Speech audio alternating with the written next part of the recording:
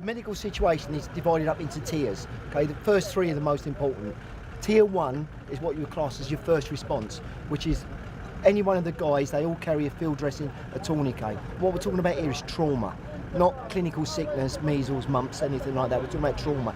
Guys that are losing limbs possibly when an IED or a mine detonates.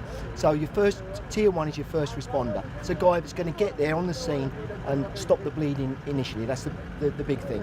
Tier 2 is myself. That's either paramedic, an HSE offshore, trained nurse, which is going to arrive and then put the more advanced life support systems in place.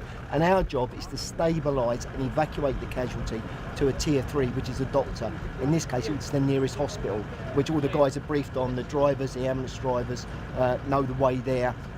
We don't worry so much about distance, because people come up to say, how far is it to us? It's time. With us, it's time, because we need to know how long have we got. Because obviously we work to schedules like, you may have heard of the golden hour, and we have the platinum 10 minutes, which is to get to somebody who's bleeding heavily or maybe stop breathing and get that initial advanced life support to them, stabilise them and get them to hospital. That's basically what we do, and that's what we're geared up for. So we have a local medic with me.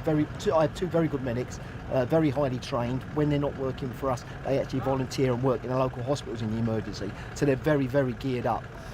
They're well aware of the problems with mine clearance, even things like carrying a stretcher. How wide is the clearance? Can we get 8 blokes around it, which we would ideally like to do? It makes it easier. No, because we've got a narrow field. So all the time we have to think about how we're going to evacuate, okay? And the obvious thing, certainly coming from a background,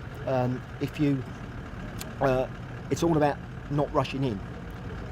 The obvious thing with most people, you want to get there and help, but it's that, no, hang on, basics, danger. Somebody's got to clear the route for us. We're not going to go in there, you know, unless it's safe.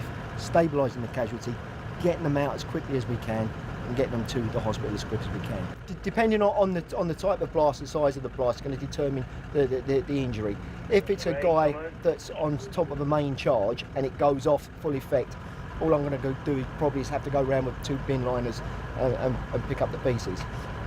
If it's somebody though where it's a blast where they've lost a traumatic injury to the limb, okay, a leg or an arm, then yeah, I'm going to stabilise, okay, and we're going to get them to the tier 3 as soon as we can. Okay, I carry oxygen, I've got IV drips, I've got advanced drugs, adrenaline if they go into cardiac arrest.